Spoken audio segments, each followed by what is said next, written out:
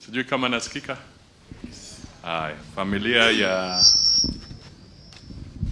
Madam Judy Mwaisi Maloba wakiongozwa na kijana yake mkubwa Charles na familia yote, na pia the distinguished men and women in this gathering who offered very honorable service to the public of Kenya and to the President who are here present, pia na watambua. Sitaongea kwa muda mrefu kwa sababu najua kanisa imetupatia dalili kwamba saa zao zimefika. Kwa hivyo ujumbe wangu wa kwanza ni kusema kwamba nimekuja pia kwa niaba ya Rais wa Jamhuri ya Kenya, Mheshimiwa William Samoei Ruto, ambaye pia alimfahamu Judy. Kwa hivyo kwa jamii niko na rambirambi yake. Amenituma na ujumbe wa usaidizi kwa familia wa shilingi milioni 1 ambayo tutapeana kwenu ili isaidie kwa mambo ya msiba. Na yeye pia alijua sana marehemu na anamtakia nyinyi kama jamii baraka za Mwenyezi Mungu mkiendelea mbele. Jambo langu la pili ni kutoa rambirambi zangu binafsi na za familia. Pia katika kwa familia yetu ya Mudavadi tulijuana sana naye,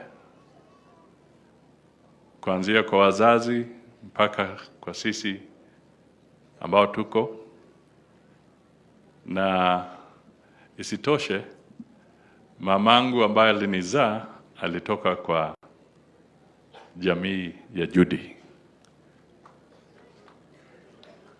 Kwa hivyo niko hapa pia na hiyo kofia, na ukiona hiyo jina Judy Maloba Mwaisi, kwa wale ambao hawajui Kiluya vizuri, Mwaisi is a shepherd, yule ambaye anachunga the herd.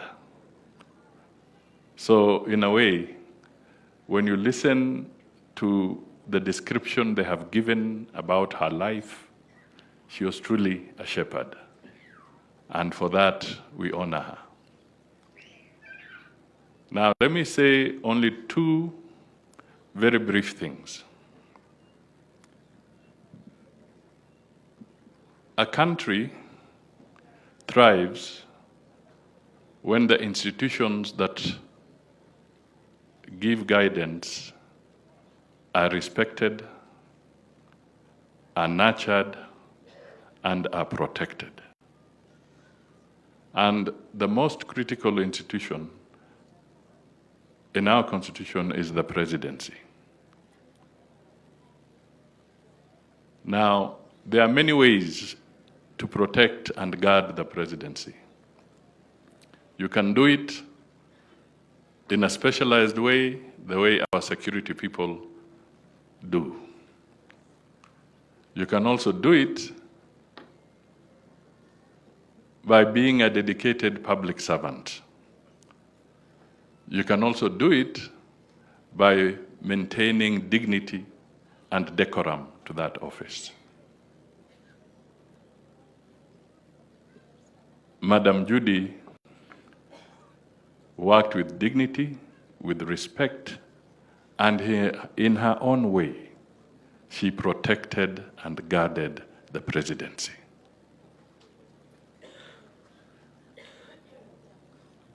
You must ask yourself and remember, what do we see today? What do we see in our society today? Do we see people who are ready to protect and guard the institutions the way she did. So my message to Kenyans here is that don't destroy your institutions. Because, as I said somewhere the other day, in fact on Labor Day, I said that the biggest threat to any nation is not necessarily terrorism or gangsters. The biggest threat to any nation is when critical institutions of that nation are dismantled or undermined so that they don't function. That is the biggest threat to any nation. Judy protected not just the presidency, but she protected this nation. Let us give her that honor. Let it be a lesson for many of us who want to move forward. The final thing, maybe the family spoke about it, but I was touched because I work with a brother. Joe Busiega is my chief of staff in the office of the Prime Cabinet Secretary. I think somewhere I read that she is in the panel that was working on the beatification of the late Cardinal Otunga to become a saint. So you must ask yourself, if an individual can be identified by the Catholic Church to be part of that very delicate and honorable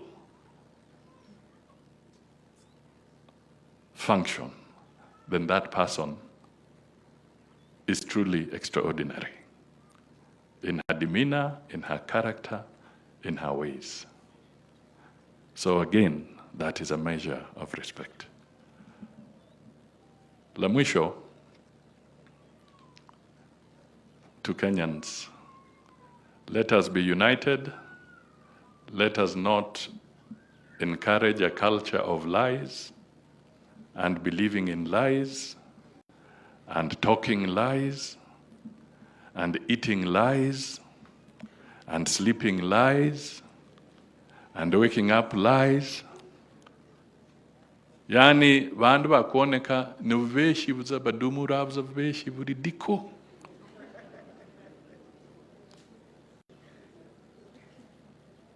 Let us be truthful. It is so important to be truthful. And I'll give an example because today I'm honored to be in a Catholic church. The other day, we went with the president. He flew from China where he was having a state visit. And he flew directly from Beijing to make it to the funeral mass service of the late Pope Francis. And I was there. And it was in broad daylight, the way it is today, as we sit here. A very solemn moment, very dignified moment, very honorable. This is the symbol of the Catholic Church, being graciously respected by the entire world. Over 50 heads of state, 10 monarchs, I don't know, 170 heads of government coming there to respect him. And it was so dignified, with a lot of honor. And the Catholics had organized themselves with extremely elaborate protocols. How they received the head of state. Each head of state was assigned a bishop. They receive them, they guide them up to where they sit. And it was 1+5, so that you don't crowd the place. So it was so orderly, just the way I know the Catholic Church to be orderly. It was very orderly.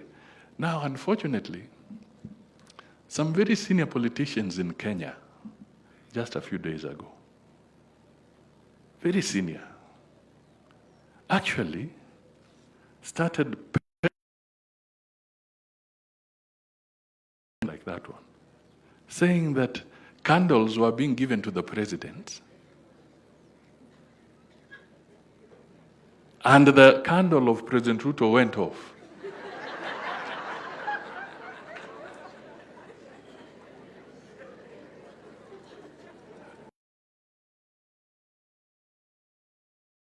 Man in a suit. And I really said, kumbe clothes can really camouflage somebody who has a lot of problems. Because it was in broad daylight. Secondly, how on earth would you be lighting candles when there are all these heads of state? That would even be a security risk. For you to be there lighting candles and giving would you even be allowed? So it struck me, and I said, we have degenerated to the lowest level, particularly as leaders, to go and stand in a church and over a very solemn moment. So, what was he looking for? What are we looking for in this country? Where do we want to go?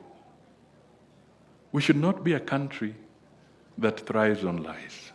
And when I was saying let us respect institutions, another critical institution is the church, where we are. So, let us also protect the church from this kind of games and lie there. But do not lie in front of God's people, and more so when you have very solemn moments like that one. So, Judy, we bid you farewell. May your soul rest in eternal peace.